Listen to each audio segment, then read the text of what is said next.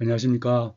여러분, 최근 국제 뉴스의 중심에 이란이라는 나라가 있죠. 미국과 이스라엘의 폭격과 압박 속에서도 엄청난 역사적 저력과 군사력으로 중동과 전 세계 에너지 시장을 흔들고 있습니다. 사실 이란은 지금으로부터 2500년 전 인류 역사상 최초의 대제국을 건설했던 거대한 뿌리를 가진 나라입니다. 그 제국의 이름이 바로 오늘 우리가 함께 살펴볼 페르시아입니다. 그래서 제목을 하나님의 세계 경영 페르시아 제국으로 정했고요. 여기 지도를 보시면 여기 이란이 있고 여기 사우디아라비아, 여기 이제 이스라엘이 있고 이렇게 되어 있습니다. 그래서 이란이 지금 그 미국과 이스라엘의 그 공격에 맞서서 여기 호르무즈 해협을 봉쇄를 했죠. 그래서 좀 에너지 대란이 일어나고 있고, 요 주변에 있는 나라의 그 중동 이웃 국가들의 그 미군 기지를 간헐적으로 공격을 하고 또 에너지 시설을 뭐 공격을 하면서 버티고 있는 그런 상황입니다. 요 통은 이제 키루스 원통이라고 하는데요. 요 키루스 원통에 쓰여진 그 글에 보면 그 이 키루스 왕, 고레스 왕이 그 바벨론에 포로로 잡혀왔었던 그 유대인들을 이제 자유를 주고 예루살렘으로 돌아가서 성전을 재건하라고 이렇게 그 물질과 함께 보내는 기록이 여기 키루스 원통에 기록이 되어 있습니다. 그래서 그 유대인들은 이 고레스 왕을 메시아라고 부르면서 굉장히 그 이제 존경했었던 그런 인물, 또 이 페르시아로부터 많은 은혜를 받았던 그런 이제 역사를 갖고 있는 이스라엘인데요. 아이러니하게도 지금은 이스라엘이 이란을 이스라엘의 최대의 그 적국으로 그렇게 인식을 하고 있는 상황입니다. 우리는 지난 시간까지 이스라엘의 남유다 멸망과 바벨론 포르기까지의 아픈 역사를 살펴보았습니다.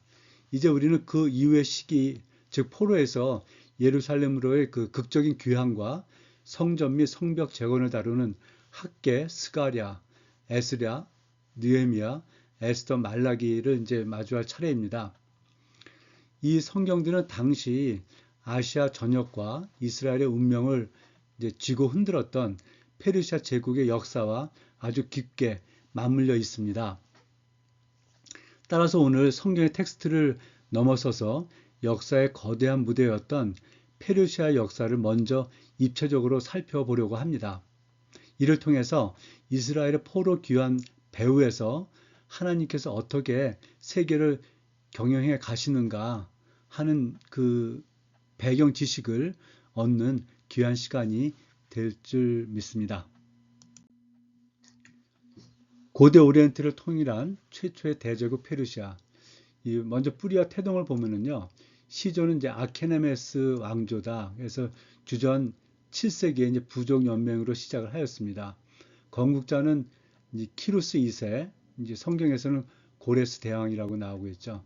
이 발상지는 이란 고원의 남서부 파르스 지방입니다. 거기에 지금 여기 페르세폴리스라고 어마어마한 그 도시를 세웠죠. 거기 이제 들어가는 문이고 거기에 있는 그 부조가 이렇게 이제 그 유물로 나와 있고요.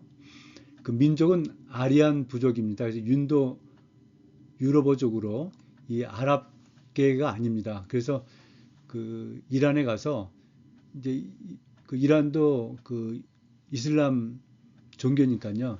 그 아랍 얘기하면 그 사람들은 엄청나게 화를 낸다고 합니다. 이 아랍은 셈족으로 이 메소포타미아 팔레스틴 지역에 이제 정착했었던 부족이고, 이 인도 유럽어족은 이 이란, 그다음 인도 그 북쪽에서 살았던 그 쪽으로 이제 이란 쪽으로 이제 내려오게 된 것이죠. 그래서 요 엘람의 유산을 받았다. 뒤에 지도로 설명을 드리겠습니다만, 이란 고원의 고대 선진 문명이었던 그 엘람, 이 엘람은 주전 한 3,000년부터 이렇게 역사가 계속 흘러왔었던 굉장히 그 어떤 제국은 아니지만 큰 나라였었습니다. 문화도 발달을 하고, 그래서 그 엘람의 문화를 흡수를 하고 이제 그 페르시아가 제국이 되면서 그 엘람의 수도였던 수사를 제국 수도로 채택을 해서 이렇게 제국 운영에 왔었습니다. 그 언어는 왕실에서는 이제 고대 페르시아어를 썼지만 행정어는 오리엔트, 그 메소포타미아, 팔레스틴 이 지역의 국제 공용어인 아람어를 사용을 하였습니다. 통치 철학은 이제 포용과 관용인데요. 이 종교 문화의 자치권을 각각 그 지배했었던 그 이 속국들에게 이제 인정을 해줬었던 그런 모습이고요. 특히 이제 인프라에서 이 왕의 길, 이 다리우스 왕이 만든 그 로얄 로드가 그 2,400km, 2,700km라는 말도 있고요. 예, 이제 고속도로, 지금 같은 뭐 아스팔트 이게 아스콘으로 만든 건 아니지만 돌로 만들었습니다. 그래서 이제 역참제를 통해서 빠르게 이렇게 이제 통신과 이제 정보를 이제 주고받을 수 있게 하는 그 길을 갖다가 건설했었던 그런 것이 이제 유명한 게 되겠습니다. 지도 좀 복잡합니다만 이 페르시아가 그 이제 제국이 되기 전에 아까 말씀드린 대로 엘람이 이렇게 이제 제국이 있었습니다. 이제 대구로 있었는데 그래서 이제 동쪽에는 요 수사 그 성경에 수산성이라고 나오죠. 수사가 이제 동쪽 중심 도시였고 서쪽에는 이제 얀산이 그 중심 도시였는데 이 페르시아가 이 얀산을 이제 거점 도시로 해서 이렇게 작은 나라로 시작을 했죠. 이 메데라는 그 대국의 그 속국 정도의 아주 미약한 나라로 시작을 하였습니다. 그래서 여기 보면 이제 아수르가 없는데요. 아수르는 609년에 멸망을 했고요. 그래서 여기 느누에라는 도시를 중심으로 해서 아수르가 처음에 이제 이렇게 넓은 영토, 여기 그 북이스라엘까지 차지하는 이 넓은 영토를 차지하고 있다가 이 바벨론과 메대의 연합군에 의해서 이 니느웨 성이 함락되고 609년에 멸망하였습니다. 그래서 여기서는 지금 보이지 않고요. 그 메대가 있었고 이제 바벨론이 있었고 그 다음에 지금의 그 튀르키예 지역 이 아나톨리아 반도라고 하는데 이 아나톨리아 반도에는 리디아라는 또 대국이 있었습니다. 거기에 수도가 이게 이제 사대 그 요한계시록에 나오는 7교회 중 하나인 그 사대인데 이제 보통 이름으로는 도시명은 이제 사르디스입니다. 요 사르디스를 중심으로 여기 또 대국 리디아가 있었고요. 또 이쪽에 이제 이집트 또 이제 대국이 있었고 해서 이러한 이제 모습을 갖고 있는 상황에서 페르시아가 이제 점점 그 국제 무대로 세계 무대로 이제 등장하는 이런 모습이 되겠고요. 아까 그 다리우스 왕이 그 왕의 도로 그 왕의 길을 그 2,700km 이제 깔았다고 했었는데 그게 어떻게 되냐 하면 요 수사 이제 페르시아의 수도인 이 수사에서 시작을 해서 요 니느웨를 거쳐서 여기 사르디스까지 이렇게 지금 돌로 길을 갖다 닦았다는 겁니다. 이걸 통해서 이제 뭐 이동, 그 다음에 정보의 그 소통 이런 것들을 엄청나게 빠르게 함으로 해서 페르시아가 이제 이 전체 지역을 다 그 지배를 하게 되었을 때 빠르게 이 전 지역을 갖다가 그 지배 그 운영하고 관리하고 통치할 수 있었던 그런 어떤 인프라를 이렇게 이제 구축을 했다. 이렇게 말씀을 드릴 수가 있겠습니다. 여기가 여기 이제 페르시아만 옆에 여기가 지금 호르무즈 해협입니다.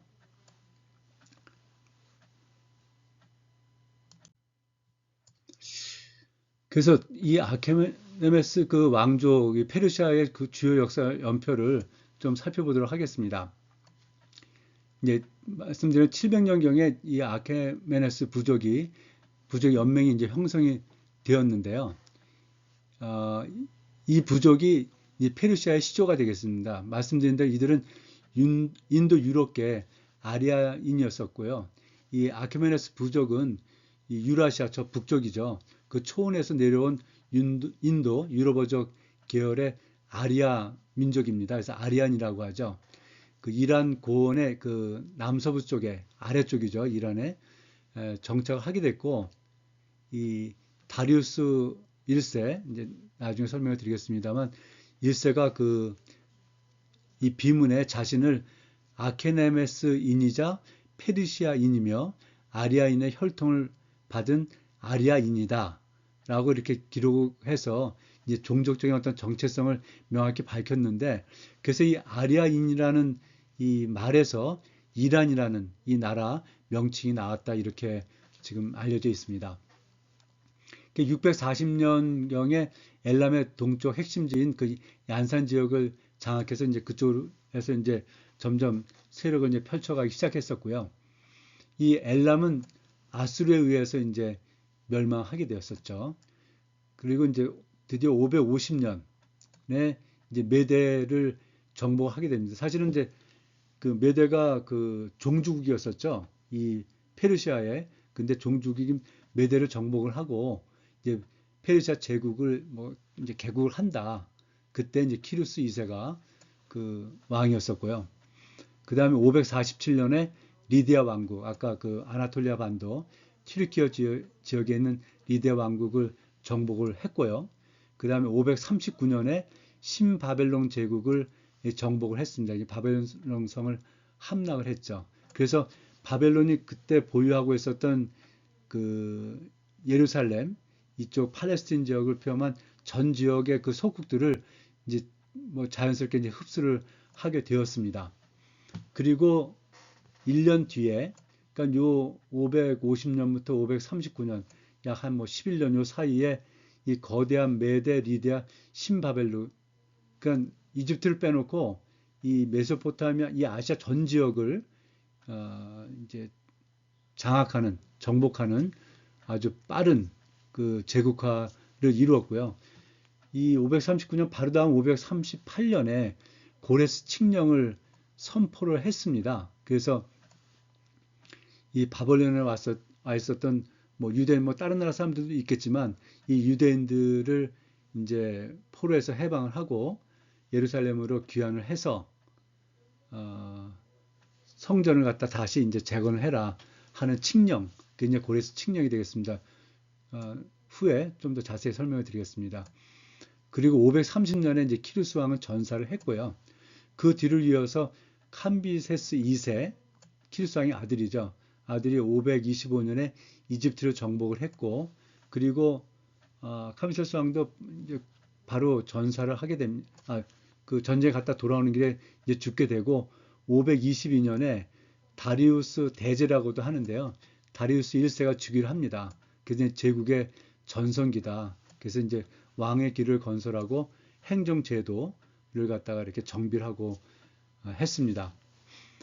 이 다리우스 왕이 이제 그리스의 그 모반을 이제 처리하기 위해서 전쟁을 벌이다가 제1차 페르시아 그리스 전쟁 이 마라톤 전투에서 패하게 됩니다. 그리고 다시 이제 전투를 하려고 하다가 다리우스 왕은 이제 그 죽었고요. 그 뒤를 이어서 이제 크세스 왕, 이 성경에서는 아하수에로 왕이라고 하죠. 왕이 이제 그 아버지를 이어서 다시 이제 그리스를 점령하기 위해서 갔다가 이 살라미스 해전에서 대패를 하게 되죠. 이게 제2차 그 페르시아 그리스 전쟁인데요. 그러면서 이제 국력이 약화되기 시작합니다. 그리고 이 아하수에로 왕이 458년, 445년에 이 아닥사스다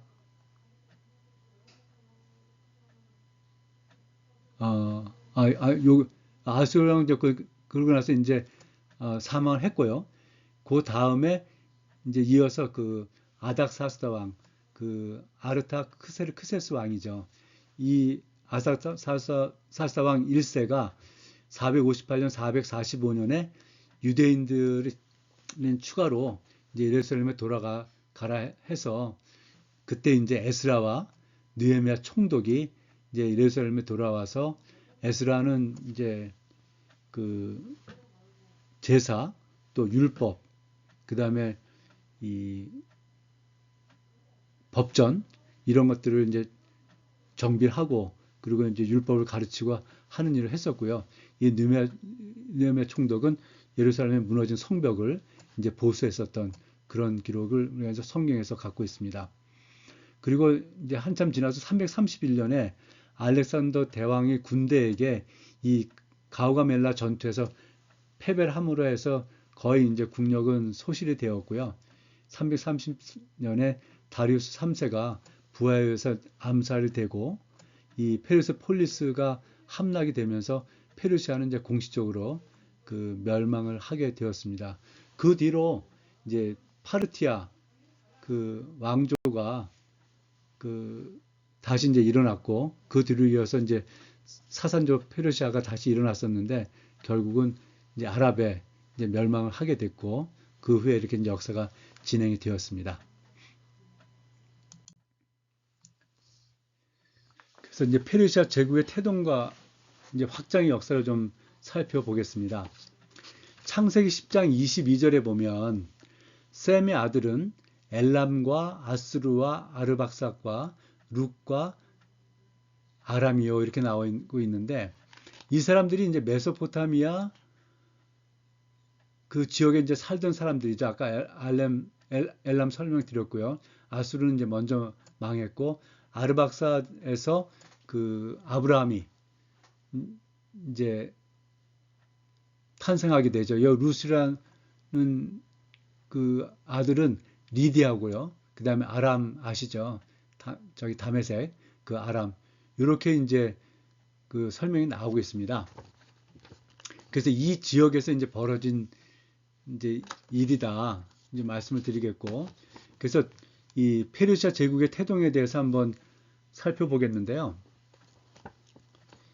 이 메데 말씀드렸습니다. 이 메데의 남방에 위치한 이제 속국이었다. 그 아수르가 주전 609년에 바벨론 메데 연합군에 의해서 멸망한 다음에 이 중동의 패권은 메데와 바벨론이 잡고 있었고 말씀드린 대로 그 아나톨리아 반도 지금의 튀르키예 지역의 리디아가 강대국으로 위세를 떨치던 그 시기였었습니다. 그때 이제 이 페르시아는 메데 남쪽에 그 작은 나라로 메데 속국으로 있었죠. 그때 이제 고레스 왕이 이제 등장을 하게 되는데요. 이 고레스 왕의 출생에 대해서 이 비화가 있습니다. 이 헤로도토스의 그 역사에 기록된 것인데요. 그걸 한번 살펴보겠습니다. 먼저 이 메데 왕 아스테아게스에게 이제 딸이 하나가 있었는데 그 만다네라라는 이름의 딸에 대해서 이 왕이 두 번의 꿈을 꾸게 됩니다. 첫 번째 꿈은 이 아스테아게스 왕이 한날 공주 만다네 몸에서 엄청난 그 오줌이 나와서 온 아시아를 덮어버리는 꿈을 꿉니다. 그래서 이 꿈을 갖고 술사들은 공주가 낳을 아들이 왕의 자리를 빼앗고 제국을 차지할 징조라고 해석을 하였습니다. 이 아들이 없던 아스테아게스 왕은 공포에 질려서 이 만단의 이 공주를 메데 귀족 대신에 이 변방 약속이었던 페르시아의 나약한 왕 캄비세스 1세에게 그 공주를 시집을 보내버립니다. 이제 두 번째 꿈은 이제 그 공주가 임신했다는 소식을 들었는데 그때 아스테아게스 왕이 또 꿈을 꾸었습니다. 근데 이번에는 만단의 자궁에서 거대한 포도나무가 자라나서 온 아시아를 뒤덮는 꿈을 꾸었습니다. 왕은 이제 이 두 번의 꿈을 통해서 더 이상 미룰 수 없다고 판단을 해서 공주를 수도로 불러들였습니다. 그리고 아이가 태어나면 즉시 죽이라고 그 부하장군 하르파고스에게 명령을 하였습니다. 이 아이가 이제 고레스입니다. 키루스. 왕은 가장 신뢰하는 장군이 이 하르파고스에게 갓 태어난 그 아기 고레스를 주면서 죽이고 시체를 처리하라고 명령을 하였습니다. 그런데 하르파고스는 왕의 핏줄을 자기 손으로 죽였다가 나중에 닥칠 화가 두려워서 왕실 목동에게 아기를 깊은 산속에 버리고 맹수에게 죽게 하려고 떠넘겼습니다. 근데 마침 그날 이 목동의 아내도 아이를 출산을 했는데 사산을 하고 말았습니다. 목동 부부는 왕실 아기의 외모가 범상치 않음을 보고 자신들의 죽은 아기 시체를 하르파고스에게 보내주어 속인 뒤 진짜 고레스를 친자식같이 이렇게 키우게 됩니다. 이 고레스가 10살이 되었을 때 동네 아들과 왕놀이를 하다가 진짜 왕으로 이제 뽑혔습니다. 그때 한 귀족의 아들이 고레스의 명령을 거역하자 고레스는 그를 무자비하게 채찍질을 하였습니다. 이 억울한 귀족이 왕에게 고발하여 고레스가 왕 앞에 끌려오게 되었는데 아스티아게스 왕은 이 소년의 당당한 태도와 외모가 자신과 너무 닮았음을 깨닫고 조사 끝에 손자임을 알아차리게 되었습니다. 그래서 이제 그렇게 해서 이제 고레스가 기적적으로 생존을 하게 되고 이제 왕이 충신이었던 하르파고스가 이제 배신을 하게 되는데요. 그 아스티아게스 왕은 술사들이 이미 왕놀이를 하며 예언이 성취되었으니 안전하다 하는 말을 듣고 고레스를 페르시아의 친부모에게 이제 돌려보냈습니다. 그러나 자신을 속인 하르파고스 장군에게는 잔혹한 복수를 하게 되는데요. 하르파고스의 13살 된 외아들을 죽여 비밀리에 요리한 뒤 축하 연회에서 하르파고스에게 먹인 것입니다. 하르파고스는 이 끔찍한 사실을 알고도 내색하지 않고 고기를 수습해 나가며 가슴 깊이 피해 복수를 다짐을 하게 됩니다. 이제 메대 정복으로 이제 가겠는데요. 이 세월이 흘러서 고레스가 페르시아의 성인 지도자로 성장하자 메대 제국 내부에서 칼을 갈던 하르파고스가 행동을 개시하였습니다. 그는 아스티아게스 왕에게 불만을 품은 메대 귀족들을 포섭하여 고레스에게 반란을 촉구하는 편지를 보냅니다. 반란을 일으키면 자신이 도와주겠다는 것이죠. 그래서 고레스가 군대를 일으켜 메대를 공격하자 아스티아게스 왕은 황당하게도 하르파고스를 메대 군대의 총사령관으로 임명하여 전쟁에 보냈습니다. 하르파고스는 기다렸다는 듯이 전투가 시작되자마자 메대 군대 절반을 이끌고 고레스 편으로 배신하여 투항을 해버렸습니다. 결국 외할아버지 아스티아게스는 사로잡히고 약속 후 페르시아가 거대 제국 메대를 흡수 통합하며 대페르시아 제국의 기틀을 마련하게 됩니다. 그래서 이것을 이제 병합을 해서 메대 바사 연합국이다 이렇게 저희가 이제 부르고 있죠. 메대를 정복한 고레스의 다음 타깃은 소아시아, 그러니까 튀르키아 지역에 있었던 대부호국인 이 리디아가 되겠습니다. 세상에서 가장 부유한 왕 크로이소스와의 이제 한판승이 547년에 있게 되는데요. 이 리디아에 대해서 이 리디아 왕 크로이소스는 크로이소스만큼 부유하다 하는 서양 속담이 있을 정도로 엄청난 금광을 소유한 전 세계 최고의 부자였습니다. 인류 최초로 순수한 금화와 음화를 주조해 상업을 발전시킨 인물입니다. 그 이제 리디아하고 이 메대는 이제 혼인 동맹이었었습니다. 그래서 크로이소스 아스티아게스 왕이 그 리디아 크로이소스 왕의 매제가 되었었는데요. 그 아스티아게스가 폐위됐다는 소식을 듣고 크로이소스 왕은 페르시아를 이제 치기 전에 이제 그리스의 그 델포의 신전에 가서 신탁을 묻습니다. 그때 이제 안에 어떤 관습이었는데요. 그래서 신탁이 이렇게 나옵니다. 내가 강을 건너 전진하면 한 거대한 제국이 무너질 것이다 라는 답을 들었습니다. 그래서 크로이소스는 그것이 페르시아일 줄 알고 신나서 공격을 했는데 무너진 것은 자신의 리디아 제국이었습니다. 그때 이제 어떻게 전쟁이 됐냐 하면 그 팀브라라는 곳에서 전쟁이 되었는데 리디아는 세계 최강의 기병대를 이제 보유하고 있었습니다. 고레스의 군대는 전명 승부로 승산이 없다고 생각하고 기발한 전략을 이제 쓰게 되었는데요.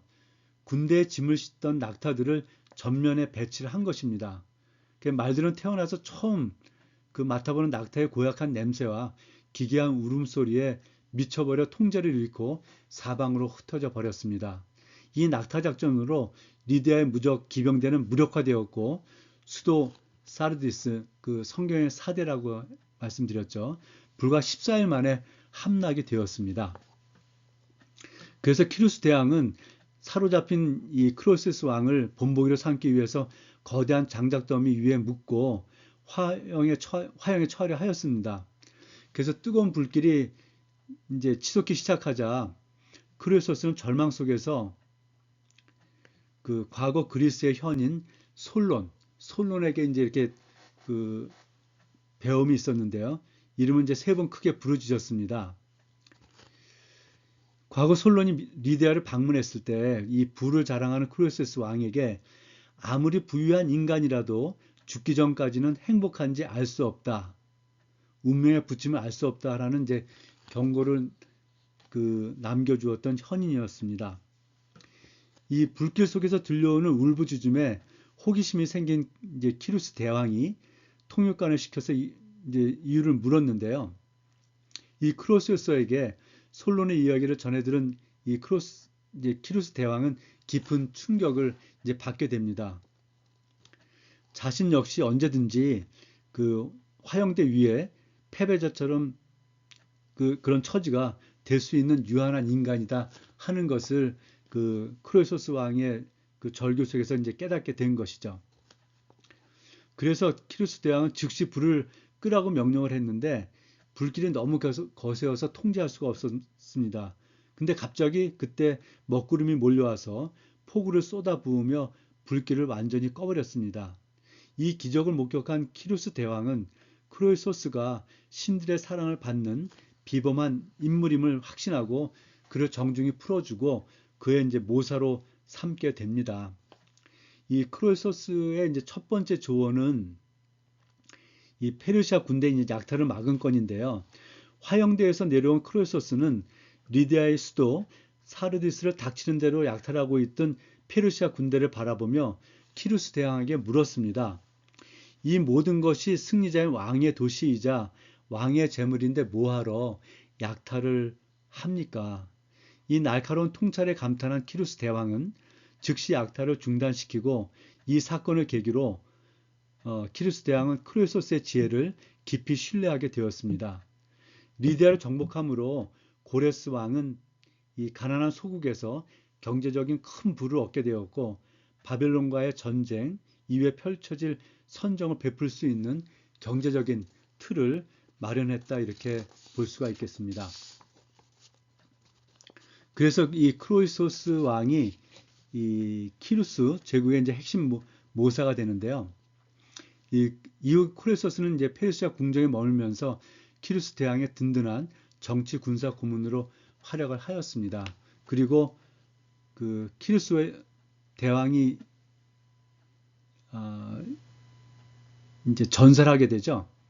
그 북쪽에 있었던 마사게타의 그 족과의 전투에서 이제 전사를 하게 됐는데 그때도 이제 크로소스 왕이 이제 종군하면서 그 책략을 냈었고요. 그 전쟁에 나가기 전에 혹시 내가 전사하면 아들 그 후계자 캄비세스 2세를 갖다가 이제 맡기면서 보여줄 것을 당부하기도 했었습니다. 그래서 이 키루스 대왕이 보여준 이러한 이제 관용은 단순히 개인의 자비심을 넘어서 피정복민의 엘리트층을 포섭하여 제국을 안정적으로 통치하고자 했던 페르시아 제국 특유의 고도화된 통치 철학을 잘 보여주는 대표적인 사례다 이렇게 말씀을 드릴 수가 있겠습니다. 이사야서 45장 1절 3절에 보면 여호와께서 그의 기름 부음을 받은 고레스에게 이같이 말씀하시되 내가 그의 오른손을 붙들고 그 앞에 열국을 항복하게 하며 내가 왕들의 허리를 풀어 그 앞에 문들을 열고 성문들이 닫히지 못하게 하리라. 내게 흥함 중에 보화와 은밀한 곳에 숨은 재물을 주어 내 이름을 부르는 자가 나 여호와 이스라엘 하나님인 줄 내가 알게 하리라 하고 예언을 하였습니다. 그래서 여기 기름 부음을 받은 고레스 메시아라는 것이죠.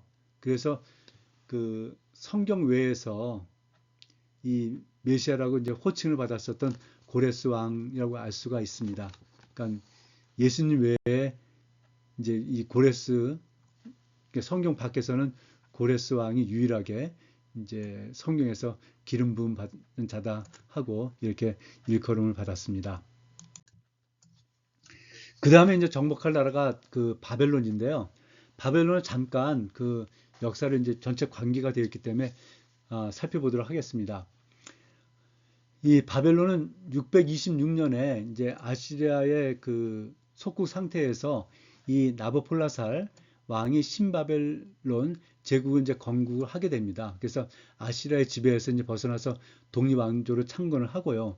612년에 말씀을 드린 대로 이 메디와 연합해서 아시리아 수도를 이제 함락을 하게 되고요. 그 다음에 609년에 이제 최종적으로 아시리아 제국을 이제 멸망을 시키게 되면서 이 고대 오리엔트의 이제 패권이 아수르에서 이제 바벨론으로 넘어오는 그 기점이 되겠습니다. 605년에 그 이 갈그미스 그 니누에 그 근처죠. 저쪽 그 유프라데스 강 있는 쪽에 갈그미스 전투에서 이집트를 격파하면서 이 팔레스타인 지역을 갖다가 이제 그 장악을 하게 되고요. 그리고 나서 이제 예루살렘으로 내려와서 예루살렘에서 1차로 유대인들을 이제 포로로 잡아가는데 그때 다니엘이 포함이 되었었습니다. 597년에 이제 반란이 일어나자 예루살렘 1차 함락을 하고요. 그때 이제 여호와긴 왕을 포로로 잡아가죠. 그때 에스겔도 이제 같이 잡혀갑니다. 그게 이제 2차 이제 포로가 되겠고요. 586년에 이제 예루살렘이 최종으로 멸망을 하고 이제 성전이 파괴가 되는데 이때 이제 남유다는 멸망을 했고 3차로 그 대규모 인원이 이제 바벨론 이제 포로로 끌려가게 되었습니다. 562년에 이제 느부갓네살 왕, 605년부터 이 예루살렘을 멸망시켰던 이 느부갓네살 왕이 사망을 하고 그 다음에 이제 아벨 마르둑 왕이 즉위를 하는데 이제 이때 바벨론은 서서히 이제 전성기가 끝나가면서 내부 권력이 투쟁이 시작이 되고요. 마지막 왕은 나보니두스 왕입니다. 556년에 이제 내부 갈등이 심하게 됐었는데 왜 그랬냐면 이 후에 설명해 드리겠습니다. 이 바벨론의 그 신은 마르둑 신입니다. 근데 나보니두스 왕이 이제 즉위를 하면서 어머니가 믿었던 그 달신을 갖다 섬기는 것으로 국가의 이제 신으로 하겠다고 해서 그동안에 이제 그 이 신이었던 이 마르둑 제사장들과 갈등이 이제 심해졌고 민심이 이반하게 됐는데 거기에 보태서 나보니두스 왕은 이제 수도 바벨론을 떠나서 저쪽 그 아라비아 쪽으로 이제 이주하게 되었고요. 그 아들 벨사살 왕이 이제 섭정을 하게 됩니다. 이 벨사살 왕은 다니엘서 5장에 나오는 결국 그 바벨론이 망할 때 마지막에 뭐 향연을 벌였던 그 왕이죠. 그래서 539년에 마침내 바벨론 성이 이제 함락이 되고 이제 페르시아가 그 무혈로 이제 이 바벨론을 갖다 이제 함락을 하게 되는 거죠. 그때 이제 벨사살 왕은 뭐 향연해서 죽게 되는 거죠. 전사라기보다도 그게 이제 바벨론의 주요 이제 연표가 되겠고요. 그래서 바벨론이 주전 539년에 망하는데 말씀드린 대로 이제 바벨론 내부에 종교 갈등이 있었습니다. 그래서 마지막 왕 나보니두스가 이제 달신을 숭배하면서 하고 또 여기 이제 그 남쪽으로 이주해서 뭐 다른 일 해보겠다고 이제 갖고 벨사살한테 이제 맡게 됐었죠. 그래서 이제 이제 종교를 교체하고 그러므로 마르둑 사제들의 이제 반발이 있었고 이런 공백과 민심의 이반 이런 것들로 인해서 결국 나라가 이제 거의 뭐 이제 쇠퇴하게 된 그런 지경이 되었습니다. 그래서 그 벨사살이 이제 향연을 벌이던 날, 이 다니엘서 5장에 나오죠. 이 페르시아의 고레스 군대가 이 난곤불락이라고 믿었던 이 바벨론 성을 유브라데스 강물을 갖다 다 돌려서 이제 강으로 해서 이제 그 바벨론성에 들어와서 어깨 막고 있었는데 이 강부를 돌려서 성벽 밑으로 진입을 해서 여기 이제 내부에 이 마르독 사제, 그다음 이방된 민심 이 사람들이 어떻게 보면 이제 이, 이 페르시아 군대를 뭐 환영을 한 거죠. 그래서 피 한 방울 흘리지 않고 무혈 입성했고 이 벨사살은 이제 살해를 당했습니다. 그래서 불과 거의 11년, 뭐 10여 년 사이에 이 거대 국가들이죠. 메데, 리디아, 바벨론을 병합하는 아주 놀라운 그 역사를 이 페르시아가 이룬 모습을 볼 수가 있습니다. 고레스 왕의 통치에 대해서 좀 보겠는데요.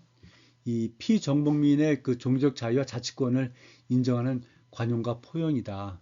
그래서 키루스 대왕은 아수르나 바벨론과 같이 무력이 아닌 고도로 계산된 정치적 자비와 제도를 통해 대제국을 안정적으로 관리를 하였습니다. 공포 정치에서 관용 정치로 이제 전환을 했다 이렇게 말씀을 드릴 수가 있겠고요. 그래서 그 과거에 이제 아수르나 그 신바벨론 이 제국들은 반란을 막기 위해서 포로들의 눈을 멀게 하거나 가죽을 벗기는 어떤 잔혹한 형벌을 내렸고 민족 고유의 정체성을 없애기 위해서 강제로 이제 이주를 시켰습니다. 그 유대인들도 바벨론의 포로를 끌려오지 않았습니까? 그랬었는데 이 키루스 대왕은 이제 이 어떤 자비를 베풀고 또 자유를 주고 문화를 존중하고 그 각 부족들이 믿는 신을 그 인정하고 이제 종교의 자유를 주고 이런 어떻게 보면 상당히 이제 관용과 포용 그 정책을 펼쳤다 이렇게 이제 볼 수가 있겠습니다. 그래서 바벨론에서는 이제 바벨론의 주신인 마르둑의 선택을 받아서 자신이 정의를 구현한다고 선포를 했고요. 원래 페르시아의 종교는 조로아스터교입니다. 그거는 아마 다음 주 2부에서 한번 설명을 드릴 것으로 생각하는데요.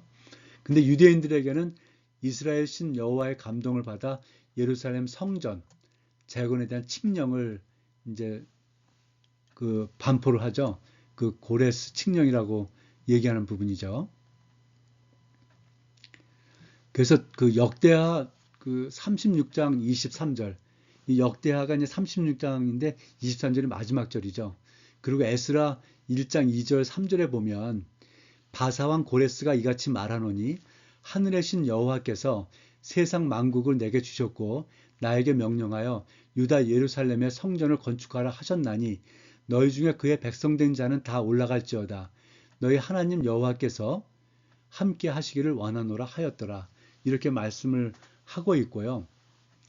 그 예수님 시대죠. 요세푸스 이제 그가 쓴 그 유대 고대사에 보면 고레스 왕이 유대인들을 해방하고 예루살렘 성전을 재건하라는 칙령을 내리게 된 결정적인 계기가 이 이사야서의 예언을 직접 읽었기 때문이라고 이제 이렇게 적고 있는데요. 바벨론을 무혈 입성해서 정복한 고레스 왕 그 앞에 당시 그 바벨론의 총리이자 최고 원로였던 다니엘이 고레스에게 왕에게 조언을 했다. 이렇게 그 요세푸스는 기록을 하고 있습니다.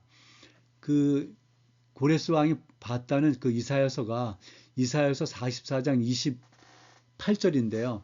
고레스에 대하여는 이르기를 내 목자라 그가 나의 모든 기쁨을 성취하리라 하며 예루살렘에 대하여는 이르기를 중건되리라 하며 성전에 대하여는 내 기초가 놓여지리라 하는지라 이렇게 그 이 벌써 한참 전이지 않습니까? 이 이사야 예언을 고레스 왕이 들으면서 이제 감동을 했고 이것이 그 유대인들이 포로에서 이제 자유를 주고 예루살렘을 귀환을 하고 성전을 재건하고 또 그 재건하는 데 필요한 이제 물질들을 공급하고 하는 어떤 계기가 되었다 이렇게 요세푸스는 기록을 하고 있습니다. 그리고 두 번째 이 총독제 사트라피죠. 통해서 고대 이제 자치권을 부여를 하였습니다. 그래서 제국을 여러 이제 행정구역 사트라피로 나누고 이 총독을 파견했습니다. 그래서 성경에서도 세스바살, 수르바벨, 그 느헤미야 이런 총독들이 나오지 않습니까? 바로 그 총독들이 그 자치구역에 이제 페르시아에서 파견한 그 이제 그 지도자죠, 지도자, 그 통치하는 사람이었고요. 그리고 이제 현재 법과 관습을 유지하는 것을 허용을 해줬습니다. 이 총독들을 이제 현재 유력자나 기존 왕족들을 임명을 했고요. 그래서 이제 피정복민들이 그렇게 하면서 이제 또 제국에 이제 동화되도록 이제 정책을 나갔습니다. 그리고 세 번째 약탈 금지와 선진 문명을 흡수했다. 이 전쟁에서 승리한 후에 군대에게 도시를 약탈하거나 파괴하는 것을 엄격히 금지를 하였습니다. 그래서 이제 바벨론도 살아남았고, 뭐 리디아의 그 사리디스도 이제 살아남았고, 물론 메대는 뭐 당연히 이제 살아남았고, 그래서 파괴하지 않고 그것들을 다 어떻게 보면 이제 더 큰 어떤 부와 이런 이제 문화를 뭐 계승 이렇게 병합 유지할 수 있었던 것이죠. 그래서 이제 피정복제 재산과 인프라를 온전히 보존하고 이를 통해서 이 엘람과 바벨론의 정교한 관료제와 행정 시스템을 고스란히 페르시아 제국의 이제 뼈대로 흡수를 하고 각 지역은 또 자치를 할 수 있게 이렇게 해서 명실공히 세계 최초의 그 제국이다. 그러니까 아수르나 바벨론이나 어떻게 나라를 다스려야 될지 잘 몰랐습니다. 그래서 그냥 폭력으로 억압으로 이렇게 다스렸었는데 그야말로 전 세계를 그 아시아 전체를 이렇게 제국답게 다스렸던 최초의 제국이다. 이렇게 보겠고요. 그래서 이제 고레스 왕의 이제 통치에 대해서 이제 기록된 그 유물이 발견이 된 것이 이게 이제 고레스 원통입니다. 이제 키루스 실린더라고 하는데요. 그래서 이것을 세계 최초의 인권 선언문이다 이렇게 지금 평가를 하고 있고요.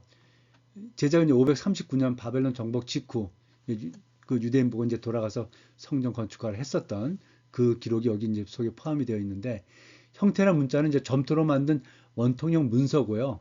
아카드어 이제 서령 문자로 기록이 되어 있습니다. 주요 내용은 종교의 자유 보장, 강제 이주자들의 귀환, 파괴된 성전, 신전을 이제 재건하라 이렇게 되어 있습니다. 그래서 그 유엔에서 공식적으로 이 키루스 실린더를 세계 최초의 이제 인권 선언문으로 인정을 해줬고요. 지금 유엔 본부 그 2층에 복제품이 전시가 되어 있습니다. 그리고 요 그 원본은 그 대형 박물관에 지금 소장이 되어 있습니다.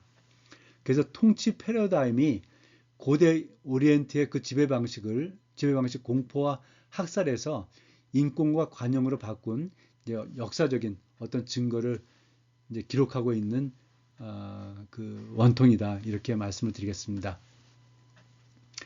고레스 왕의 죽음인데요. 이 카스피의 동쪽, 그러니까 그 지금 그 메대 그 북쪽이죠. 중앙아시아의 그 유목 민족인 마사게타이족 정벌에 나서서 그때 마사게타이족의 그 왕이 토미리스 여왕이었었습니다. 그 여왕과 이제 전쟁을 하다가 페르시아군이 패했고 이 전쟁에서 고레스 왕이 이제 전사를 하였습니다. 이 토미리스 왕 요 전쟁과 관련해서는 영화 토미리스인가요? 아마 좀 유명한 영화를 알고 있는데 그 영화가 있죠. 그래서 그 죽고 이제 그 시신을 갖고 와서 이 좀 지방에 이렇게 묻게 되었는데 이 고레스 왕이 이제 모비명이 이렇게 되어 있다고 합니다. 이복에 자네가 누구든 그리고 자네가 어디서 왔든 나는 자네가 올 것을 알고 있었다네. 나는 페르시아인들의 제국을 건국한 캄비세스의 아들 키루스라네. 내가 아시아를 통치했고 페르시아 제국을 이룩했으니 나의 뼈를 감싸고 있는 이 한 줌의 흙을 비웃지 말게나. 이렇게 이제 뭐 묘도 좀 소박하다고 하고요. 이런 그 묘비명을 남겼다고 합니다.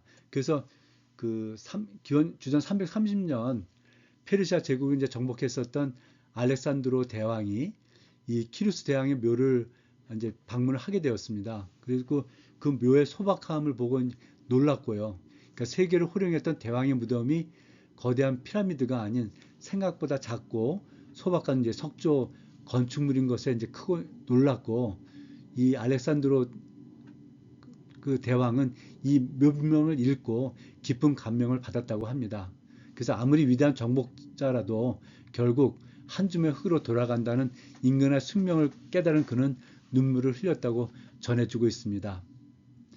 그래서 이제 알렉산더 왕이 그 자기 그 마게도니아로 돌아가지 않고 바벨론에 머물면서 그 문화를 다습하기를 원하다가 바벨론에서 이제 병으로 죽게 되었었죠. 그래서 오늘 이렇게 이제 제국들의 이 흥망 이걸 보면서 하나님께서 이 나라와 사람들을 이제 들어서 세계를 경영하시며 하나님의 뜻을 구현하고 계신 모습을 볼 수가 있습니다. 예, 오늘은 여기까지 마치고요. 다음 주에 그 다리우스 대제라고 하죠. 이 다리우스 왕으로부터 페르시아의 패망까지 또 흥미진진한 이야기를 계속 함께 나눠 보도록 하겠습니다. 감사합니다.